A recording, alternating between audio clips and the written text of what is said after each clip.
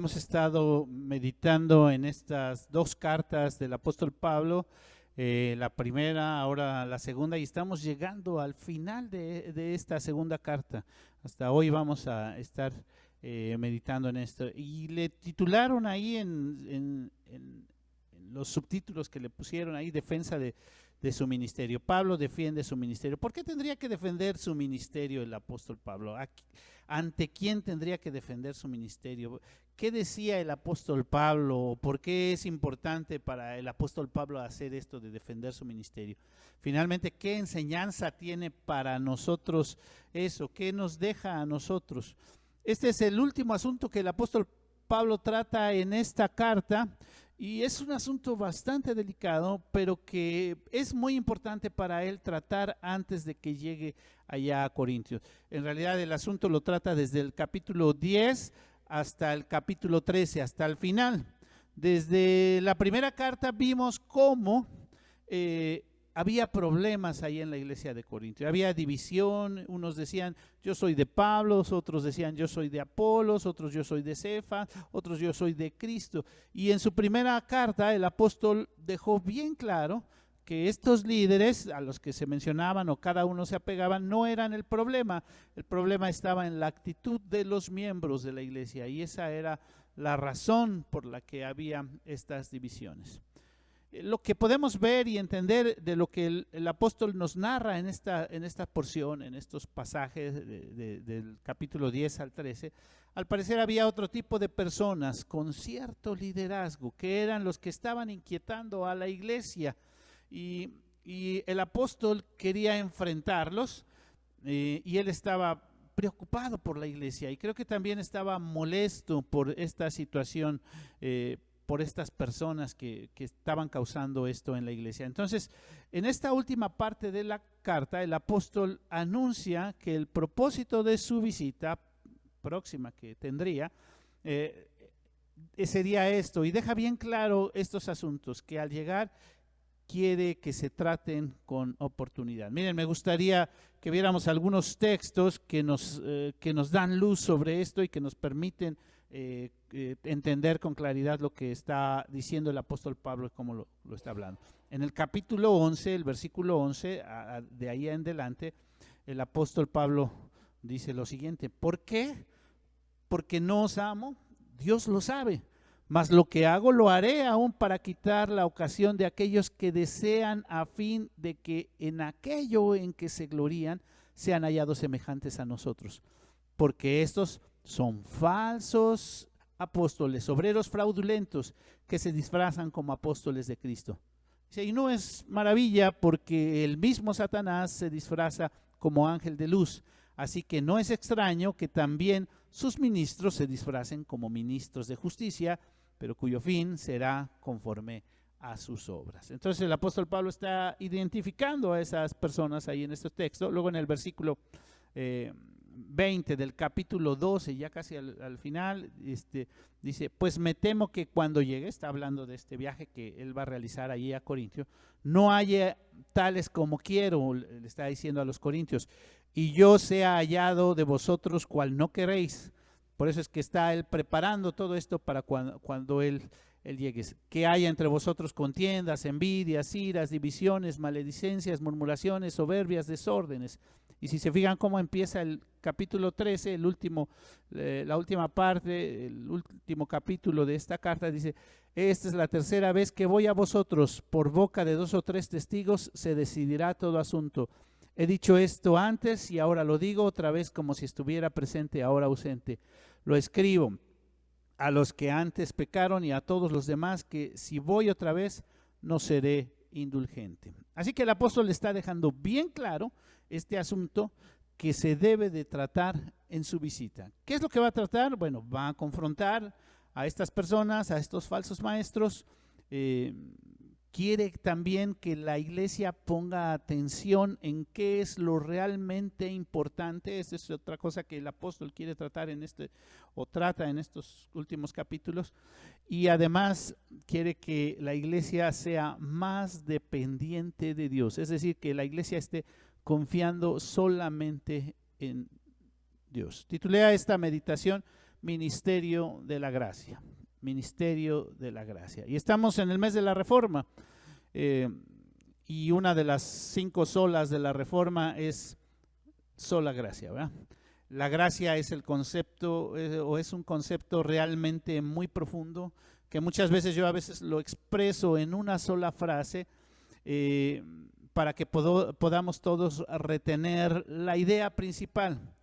Pero no me gustaría que todos pensáramos que como solamente lo expreso en una frase, pues que nos quedemos con la idea como de que es algo muy simple, muy sencillo, un concepto muy vago. La frase que yo expreso, que menciono constantemente, la gracia es el regalo inmerecido de Dios. Esa es la frase que dar a quien no lo merece. Nosotros estamos acostumbrados, y el Señor Jesús también así lo expresó, él habló en este sentido de la gracia. Dice que antes pues era que amáramos solamente a nuestros semejantes, pero el Señor Jesús, que siempre sube el nivel de las cosas, dice, si ustedes aman a los que los aman, qué bien hacen. Si ustedes tratan bien a los que los tratan bien, qué bien hacen. Dice, y yo les digo que améis a vuestros enemigos. Y entonces nos sube el nivel a otra dimensión, nos lleva a otras cosas. La gracia tiene que ver, sí está bien que nosotros le demos a alguien conforme nos trata, pero todavía el Señor Jesús nos lleva más allá y nos dice que es dar amor a aquel que me agredió, ayudar a aquel que ni siquiera está pidiendo ayuda, que está lleno de arrogancia y que no me necesita, pero que yo sé que sí realmente, bueno, él dice que no me necesita, pero yo sé que sí realmente me necesita y que yo lo puedo ayudar. Es algo, la gracia, que no tiene explicación, que para muchos es absurdo, es tonto. Algunos piensan que no se lo merece, no es correcto, incluso sienten que no es correcto. Nosotros como latinos somos por naturaleza, dicen que sangre caliente, o sea, como violentos, como que nos cuesta mucho trabajo entender la gracia. Dentro de las 5 solas, Martín Lutero decía que la gracia es la bisagra en la que gira todo lo demás. Imagínense, todo se sostiene por la gracia. Sin gracia, todo lo que hagamos no tiene valor, porque la gracia, repito, es el regalo que Dios nos da y que no nos merecemos. Yo creo que no podemos entender la gracia hasta que entendemos lo que Dios hizo con nosotros mismos, que no merecíamos nada, pero en su amor y su misericordia nos dio de su gracia y nos dio no por las buenas obras que nosotros hiciéramos, no porque yo me lo merezca, por lo que yo hago, todo lo que Dios me dio es solamente por su gracia. Yo menciono que no es un tema extraño que el apóstol trata en este asunto que va a hablar con los de Corintio, sino que creo que más bien es un asunto medular, la gracia, porque al hablar sobre este asunto que había esta situación con los de Corintio que estaban viviendo, él va a tocar este tema tan importante que es la gracia. Dije que una de las cosas que él quería tratar primero era confrontar a estas personas, confrontarlas y realmente entrar a atender este asunto de lo que ellos estaban haciendo. Bueno, estaba hablando acerca de que lo primero que el apóstol dice es que va a confrontar a estas personas y que generalmente cuando nosotros hablamos de confrontación, lo vemos de una manera, sobre lo que nosotros estamos acostumbrados que es una confrontación. Pero el apóstol Pablo deja bien claro cómo es que lo va a tratar. Sí, el apóstol Pablo se siente triste, se siente molesto, pero sobre todo también se siente preocupado por la iglesia. Y si busca algo en todo esto, y si busca algo en toda esta situación en especial, es la edificación de la iglesia. Y esta confrontación tiene un propósito además de ser y de hacerla en la forma adecuada. Porque nosotros a veces alguien nos sube un poquito la voz y entonces nosotros lo que hacemos es subirle también la voz, ¿no? Algo que hablamos generalmente con los matrimonios cuando estamos en tiempo de consejería es que les decimos, lo que vamos a hacer es enseñarles a pelear limpio, y los matrimonios dicen, ¿cómo? Yo pensé que nos iba a enseñar a que no tuviéramos peleas. Y lo que decimos es que la verdad es que todos los matrimonios siempre tienen dificultades, siempre tienen algunas desavenencias, y entonces lo que debemos de aprender es a pelear limpio. Que si me suben la voz, no necesito yo también gritar y subir la voz, mucho menos ofender o mucho menos maltratar a la persona con la que estoy viviendo, y que es la persona además a la que amo, ¿verdad? Entonces fíjense cómo el apóstol va a tratar el asunto. Si pusieron atención ahorita que leyó nuestro hermano Salomón los primeros versículos, el versículo 1, dice, yo Pablo os ruego por la mansedumbre y la ternura de Cristo. Fíjense qué palabras usa el apóstol Pablo. Dice, ruego por la mansedumbre y la ternura de Cristo. Yo que estando presente ciertamente soy humilde entre vosotros, más ausente soy osado para con vosotros. Aunque los de afuera quieran que actúe de una forma, aunque los otros quieran que el apóstol lo están provocando para que él actúe de una manera, él dice, nosotros actuamos en una forma diferente. Y es bien interesante, es bien hermoso estos textos que nos hablan sobre la forma en que vamos a actuar o debemos actuar como cristianos. Versículo 3, ahí en el capítulo 10. Pues aunque andamos en la carne, no militamos según la carne, porque las armas de nuestra milicia no son carnales, sino poderosas en Dios para la destrucción de fortalezas, derribando argumentos y toda altivez que se levantan contra el conocimiento de Dios y llevando cautivo todo pensamiento a la obediencia. Es interesante los términos que usa el apóstol Pablo, que tienen que ver también con la vida cristiana y que tienen que ver con nuestro diario vivir. Usa aquí algunos términos y bueno, tienen que ver con este ministerio de la gracia, que es importante. El apóstol usa estas expresiones: militamos, armas, milicia, destrucción, cautividad. Fíjense, todas estas palabras que nos hablan de guerra, de arma, de ejército, destrucción. Creo que son cosas fuertes, son cosas serias. Pero lo primero que debemos entender es que el mundo tiene sus propios estándares, el mundo tiene su propia forma de pensar, el mundo tiene su propia forma de ver las cosas o de hacer las cosas, y Dios tiene su propia forma de ver también, y nos enseña a nosotros que nosotros debemos actuar en la forma de Dios. Y es lo que está diciendo el apóstol Pablo. Dice, nosotros andamos en la carne, pero no militamos según la carne, porque las armas de nuestra milicia no son carnales, sino poderosas en Dios. Son poderosas en Dios. Entonces, una confrontación en el mundo tiene un propósito, y todas estas cosas que mencioné, también la guerra, el ejército, todo eso tiene que ver con la violencia y la exterminación. Pero aquí el ministerio de la gracia que explica el apóstol Pablo tiene otro objetivo, y tiene el objetivo principalmente de la edificación de la iglesia. Versículo 8 dice, porque aunque me gloríe algo más todavía en nuestra autoridad, la cual es del Señor, la cual el Señor nos dio para edificación y no para destrucción, no me avergonzaré. El apóstol Pablo está diciendo cuál es el propósito de esta: edificarnos. ¿Tenemos que enfrentar las situaciones? Sí, tenemos que enfrentarlas. Pues sí, tenemos que hablar de ellas.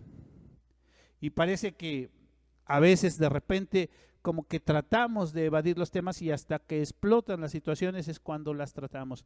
Pero Dios nos enseña a que las tratemos en la forma correcta, en la forma adecuada. Muchos no han entendido la razón de ser de la iglesia. Muchos están tal vez dentro de la iglesia, pero no han entendido el mensaje de la salvación.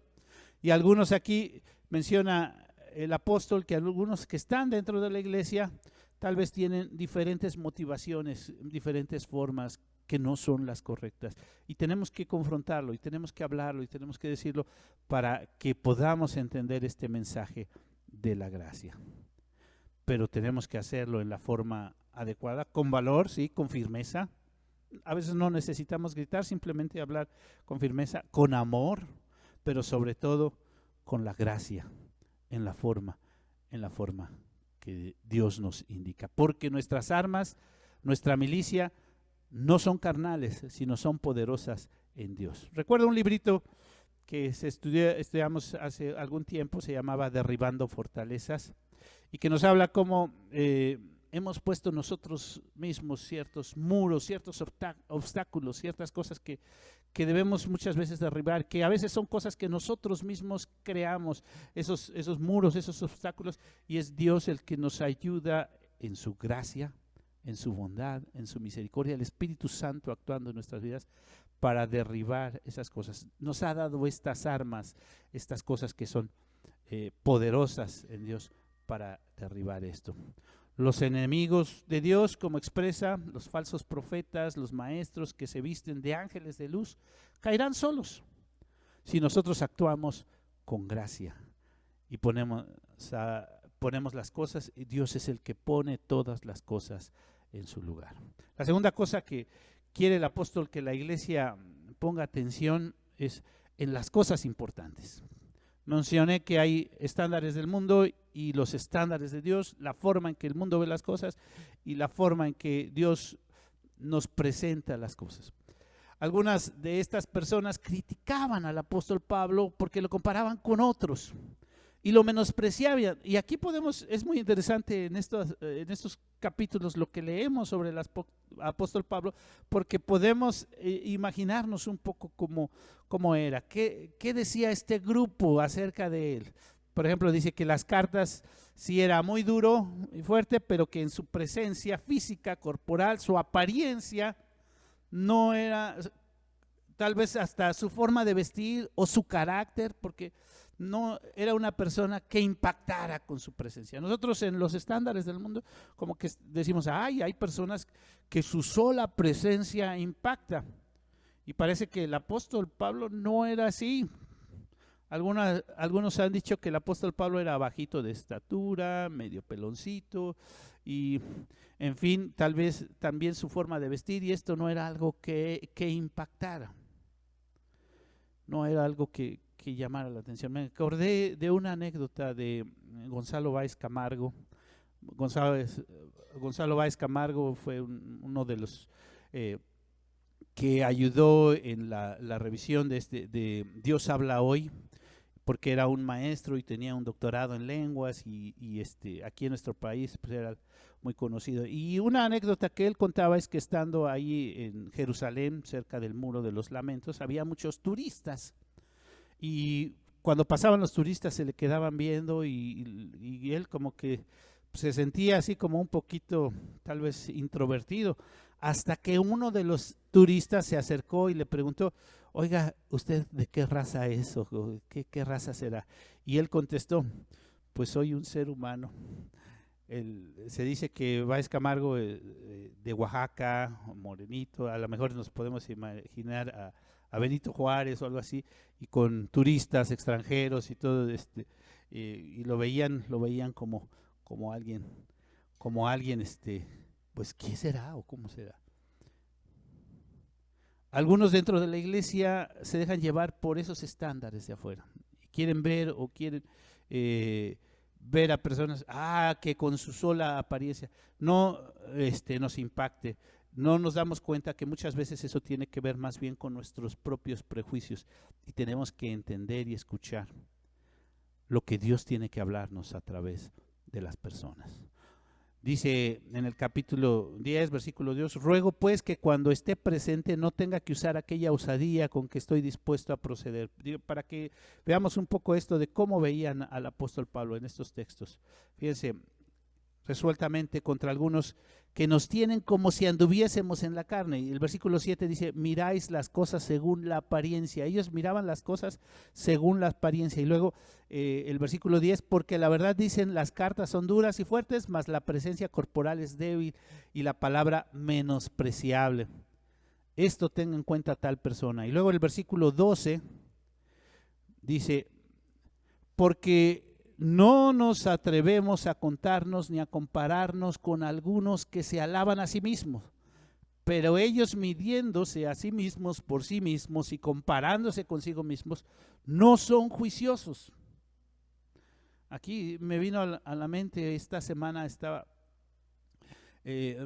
vi en alguno de las publicaciones de algunos de los muchachos de aquí de la iglesia, que puso, algunos están preocupados por ser la mejor versión de sí mismo, cuando deberíamos estar esforzándonos mejor por ser mejor como Cristo.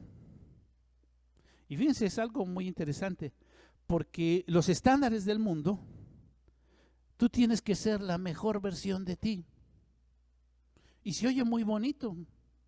Yo recuerdo cuando corría hace muchos, muchos años, que el entrenador nos decía, no, pues, no te preocupes por los tiempos de los demás, tú preocúpate por tus tiempos. Y uno decía, bueno, sí, con que yo mismo vaya mejorando, ya sé que yo voy avanzando.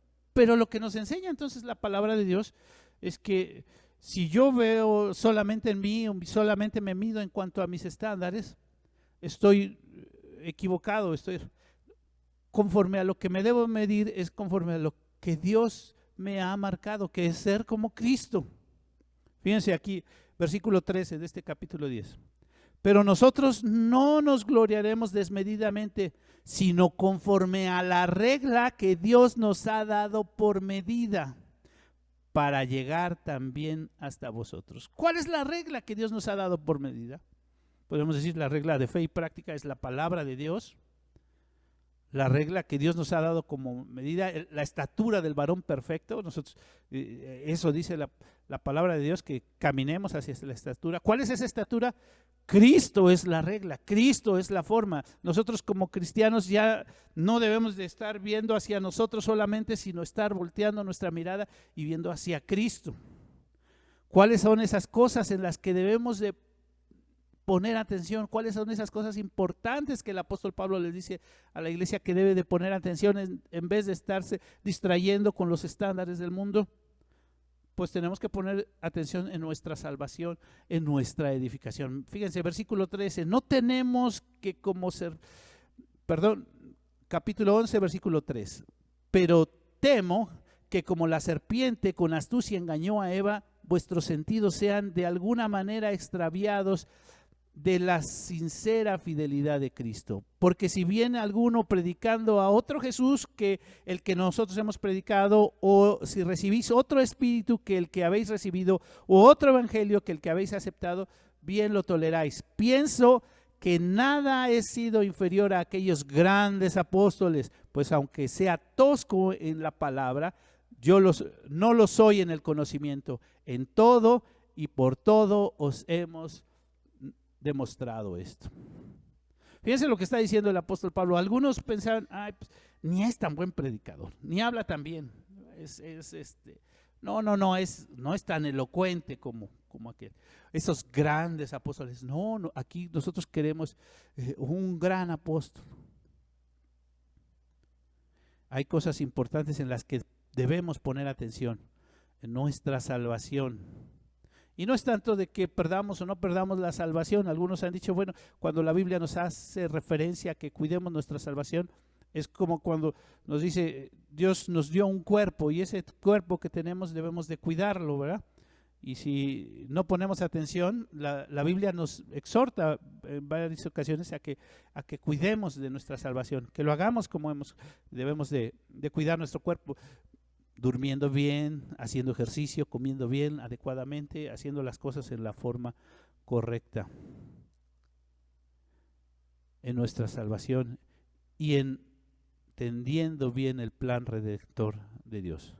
Porque podríamos estar preocupados por las apariencias en la iglesia, como iglesia, podríamos estar preocupados y tal vez estamos preocupados por el activismo o las cosas que se ven, pero no estamos preocupados por la salvación y la edificación de toda la iglesia. Y eso es algo muy, muy importante. Versículo 19 del capítulo 12. ¿Pensáis aún que nos disculpamos con vosotros delante de Dios en Cristo, hablamos y todo, muy amados, para vuestra edificación. Es decir, el apóstol Pablo está diciendo que todo esto es para que nos edifiquemos. Eso es lo importante. Algunos se pierden entonces en otras cosas, en lo que el mundo nos llama. Y bueno, vamos a tener muchas actividades como iglesia, ya decía hace un momento el activismo. Pero es más importante que nos pongamos atención en lo que tiene que ver con nuestra salvación y con nuestra edificación como iglesia, creciendo en el conocimiento de Dios, pareciéndonos cada día más a Cristo. Eso sí es importante. Eso es parte del ministerio de gracia. Que el Señor Jesús nos muestra cómo debemos de aprender a amar aún a los que no nos aman. Finalmente decía que algo importante también que el apóstol quiere enseñar a la iglesia en este discurso, en esta última parte de la carta, es dependencia de Dios. Dependencia de Dios. Creo que esta última parte de la carta es muy emotiva. El capítulo 11, la segunda mitad del capítulo 11, el apóstol Pablo da un testimonio muy fuerte acerca de todas las cosas que él ha padecido en su ministerio y que lo ha hecho porque Dios es el que lo ha sostenido. Y su preocupación de cómo Dios le ha guardado y le ha sostenido quiere transmitirla a la iglesia. Pone su testimonio como evidencia del llamado de Dios, del cuidado de Dios en diferentes situaciones en las que Dios le ha guardado por su amor, nada más por la gracia de Dios, quien solo Dios es el que pudo darle esa pasión, ese deseo para que a pesar de atravesar por todas esas situaciones, le permitió estar firme. Si ustedes leen con detenimiento esa parte, habla sobre las veces que fue azotado, las veces que fue apedreado, las veces que fue estuvo náufrago en el mar y todas esas cosas. De todo eso lo libró el Señor. Y más que estar preocupado por el título que le digan, ay, el apóstol, está ocupado en el trabajo, está como cristiano, como siervo de Dios en la brecha, está preocupado por las cosas del día a día y por la permanencia, que es de las formas en que Dios confirma su llamado. Es decir, Dios confirma su llamado a través de la permanencia. Es importante también no confundir esta parte. ¿Qué es lo que quiero decir con que Dios confirma el llamado con la permanencia? Cuando vemos cómo Dios sigue guardando. ¿Y por qué digo que es importante no confundir? Porque en este tiempo, y también en tiempo del apóstol Pablo, muchos cristianos de repente eran llamados por el Señor, a pesar de estar viviendo una vida, y muchos fueron martirizados. Y hoy día, en nuestro tiempo, hemos oído de muchos que han partido a la presencia de Dios por esta enfermedad, por el COVID, incluso por pastores. Hace un rato en la clase les decía que el día de ayer nos dieron noticia de otro pastor de Tabasco que partió el día de ayer a la presencia del Señor. Y algunos podrían pensar, pues es que Dios no confirmó su llamado de estos pastores. No, al contrario, creo que Dios estaba confirmando el llamado de muchos de ellos. Como a pesar de estar viviendo esta situación, nosotros tenemos la confianza, la seguridad que por la gracia de Dios, cada uno de ellos ha sido llamado ante su presencia. Una palabra clave en estos 4 capítulos, si ustedes los leen detenidamente y se ponen a contar cuántas veces aparece esta palabra, es la palabra debilidad. Se repite muchas veces, sobre todo en el sentido que el apóstol presenta su debilidad como la forma en que Dios muestra su poder. Es decir, cuando nosotros somos débiles, Dios muestra su poder. La segunda parte del versículo 9 del capítulo 12 dice: por tanto, de buena gana me gloriaré más bien en mis debilidades, para que repose sobre mí el poder de Cristo. Y creo que en todo este contexto de que el apóstol está hablando a las iglesias sobre lo que es realmente importante, él menciona que Dios le ha permitido que algunos vean su gloria y su majestad. Si ven este capítulo 12, al principio habla de una persona que fue llevado, dice ahí, hasta el tercer cielo y pudo escuchar, dice el texto ahí, palabras inefables que no les dado al hombre expresar. Dice: wow, el apóstol Pablo, qué maravilla esta persona que Dios la llevó ahí y le permitió ver eso. Dice: pero eso es él. Eso es algo tremendo y es un testimonio muy impactante. Dice: pero eso le pasó a él. Y dice: pero a mí, yo he visto el poder de Dios en mi debilidad. Cuando de repente leemos, por ejemplo, de hombres como Enoc o como Elías, que no vieron muerte, sino que Dios los llevó y no murieron. Ahí no, ¿por qué Dios permitió que ellos fuera así, que no tuvieran que sufrir la muerte? No lo sabemos. Lo que sabemos es que es por su gracia, porque Dios así lo quiso con ellos. Dios lo sabe. Pero el apóstol dice: pero a mí me ha tocado este contraste y Dios me muestra que yo debo aprender a depender de Él. A mí me ha tocado padecer este sufrimiento y yo en eso puedo aprender cada día a depender de Él. Incluso él habla ahí sobre el aguijón de la carne, ¿verdad? Versículo 7, capítulo 12, verso 7, dice: y para que la grandeza de las revelaciones no me exaltase desmedidamente, me fue dado un aguijón en mi carne, un mensajero de Satanás, que me abofeté para que no me enaltezca en sobremanera, respecto a la cual 3 veces he rogado al Señor que lo quite de mí. Algunos estudiosos dicen que el apóstol Pablo sufría alguna enfermedad especial. Algunos dicen que si era de los ojos o que si era algún padecimiento de los pies. No sabemos exactamente, pero padecía un mal. Y era algo que le causaba dolor, que le causaba sufrimiento, que tenía él que esforzarse por esa situación. ¿Cómo es posible? Unos podrían decir: el gran apóstol Pablo, aquel a quien la gente llevaba paños de los enfermos para que sanaran. ¿Se acuerdan allá en el libro de los Hechos? En el capítulo 19, lo voy a leer, versículo 11 y 12 del capítulo, dice: y hacía Dios milagros extraordinarios por mano de Pablo, de tal manera que aún se llevaban a los enfermos los paños o delantales de su cuerpo, y las enfermedades se iban de ellos y los espíritus malos salían. Ese mismo Pablo, al que le llevaban, dice ahí, los paños de los enfermos y los enfermos sanaban, él mismo le había pedido, dice ahí, le pedí 3 veces a Dios que me sanara de mi padecimiento.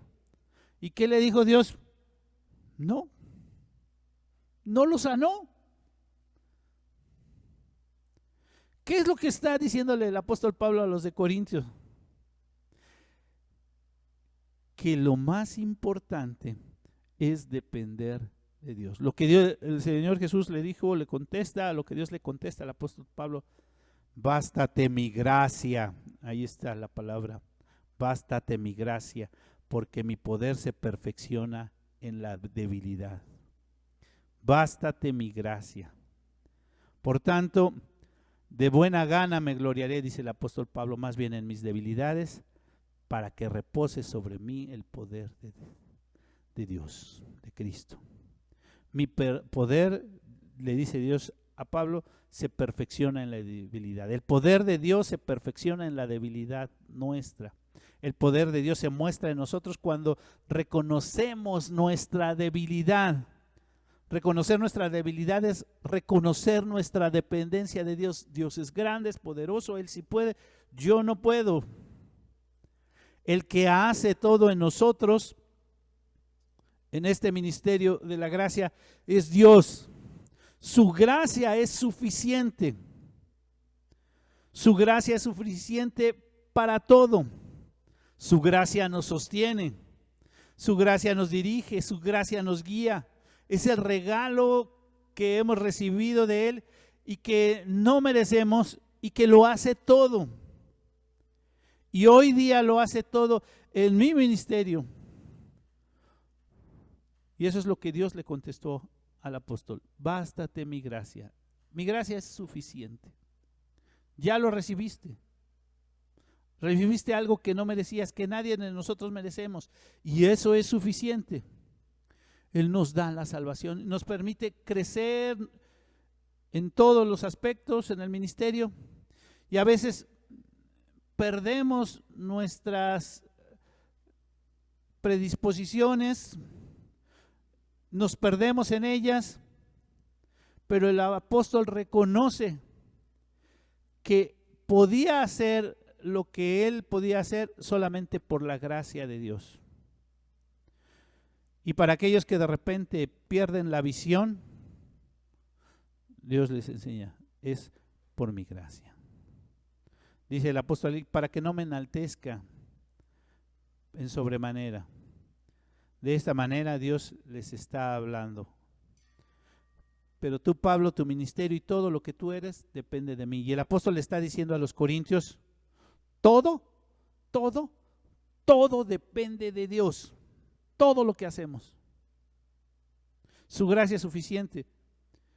Si nos quiere sanar, nos sana por su gracia. Si no nos quiere sanar, es por su gracia.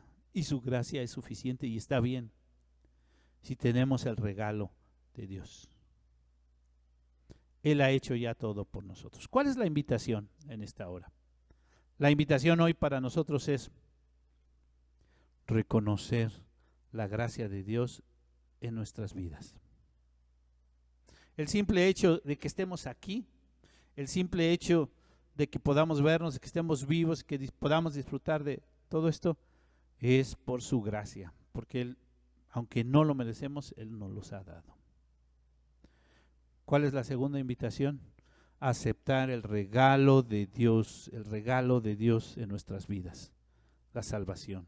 Ese regalo que es tan importante. Porque mucha gente, ahí está Dios dándole el regalo, pero todavía dice: ay, no lo quiero. No sé si eso es algo importante para mí. La segunda invitación es aceptar el regalo de Dios.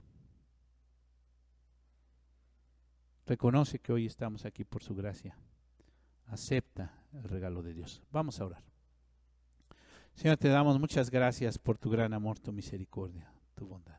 Porque hasta ahora estamos aquí solamente porque tú no lo has permitido. Queremos suplicarte, Señor, por cada uno de aquellos que no han entendido el regalo de la gracia y no lo han recibido.